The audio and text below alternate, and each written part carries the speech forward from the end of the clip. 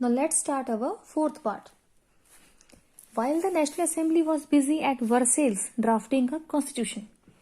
अब वर्सेल्स के Indo tennis court में जो नेशनल असेंबली है वो कॉन्स्टिट्यूशन बनाने में बिजी थे.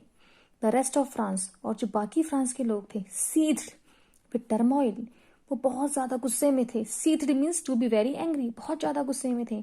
With turmoil, turmoil means in a state of confusion, यानी फ्रांस के लोगों को समझ में नहीं आ रहा था आखिर करना है तो करना क्या है. A severe winter had meant a bad harvest. और ठंड इतनी ज्यादा बढ़ गई थी कि जो फसल थी वो खराब हो गई. The price of bread rose, और ब्रेड यानी अनाज के दाम बढ़ गए. Often bakers exploited the situation, और जो बेकर्स थे वो इस सिचुएशन का फायदा उठाते थे. एंड होर्डेड सप्लाईज, और जितना भी सामान था उसे स्टोर करके रखते थे ताकि आने वाले टाइम में हम उस सामान को ऊंची कीमत में बेच सके. After spending hours in long queues at the bakery, crowds of angry women stormed into the shops.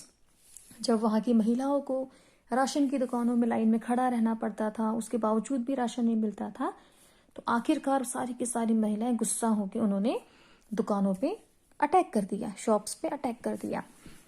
At the same time, ठीक उस समय, the king ordered troops to move into Paris. ठीक उस समय लुईस 16 ने अपनी सेना को आदेश दिया, order troops to move into Paris, कि वो पेरिस की ओर रवाना हो जाए. On 14 July the agitated crowd stormed and destroyed the Bastille. और जब लोगों को ये पता चला कि राजा ने ऑर्डर दिया है अपनी सेना को पेरिस की ओर रवाना होने के लिए, तो 14 जुलाई को एगिटेटेड क्राउड, एगिटेटेड का मतलब होता है भड़कना, तो सारी की सारी जो क्राउड थी, जो जनता थी, वो भड़क रही थी गुस्से से. और सारी की सारी जनता स्टॉर्म मतलब तूफान, वैसा वाला तूफान नहीं, लोगों का तूफान, गुस्से का तूफान. And destroyed the Bastille. और 14 जुलाई 1789 को जो वहाँ के कॉमन पीपल थे उन्होंने बेस्टिल पे अटैक कर दिया.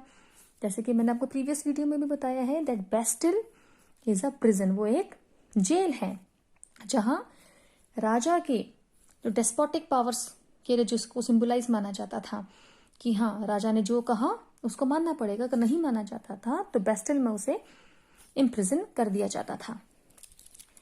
इन the countryside rumours spread from village to village. Countryside rumours, अफवाहें, गलत बातें गांव गांव तक फैल रही थी. कौन सी बातें? That the lords of the manor had hired bands of brigands who were on their way to destroy the ripe crops.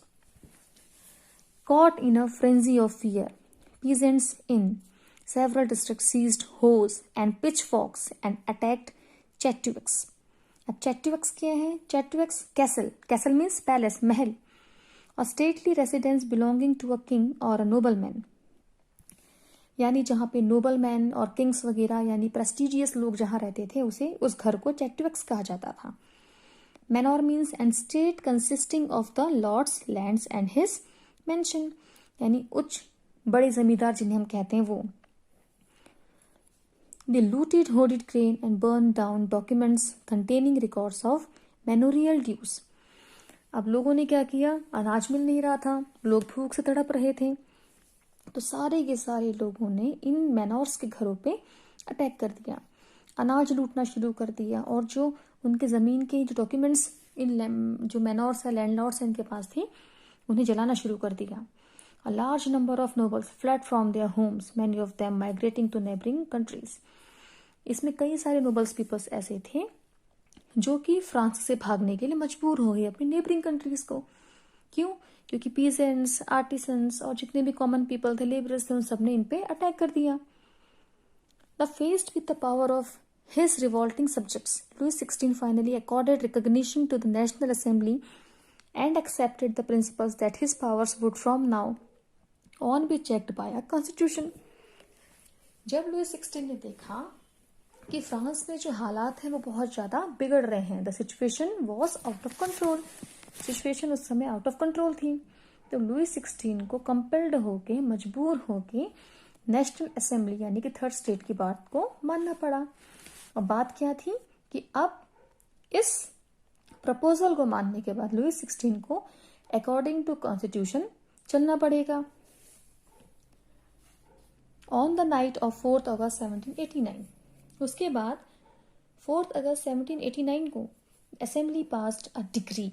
Decree means होता है an official order given by the government abolishing the feudal system of obligations and taxes. अब जो feudal system यानी जो आपके clergy peoples थे, nobles peoples थे, वो किसानों पर टैक्स लगाया करते थे। तो सारे जो एक्स्ट्रा टैक्सेस थे वो थर्ड स्टेट के ऊपर से हटा लिए गए और जो एक्स्ट्रा प्रिविलेज दी जाती थी फर्स्ट स्टेट और सेकंड स्टेट को, वो भी हटा दी गई। Tithe were of the clergies too were forced to give up their privileges. As a result, the government acquired asset worth at least 2 billion livres। अब इसकी वजह से ये हुआ कि जैसे कि जो क्लर्जी पीपल्स थे उनका एडमिनिस्ट्रेशन लेवल चर्च लेवल पे अलग चलता था।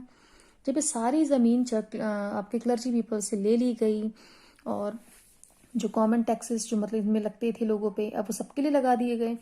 तो जो फ्रांस की ट्रेजर में जो कमी आ रही थी फाइनेंशियल, वो धीरे धीरे क्या हो गई, एटलीस्ट कम से कम 2 बिलियन लिवरेज की उनको मुनाफा हुआ जब उन्होंने फर्स्ट स्टेट और सेकंड स्टेट पे भी टैक्स इम्पोज किया इक्वली।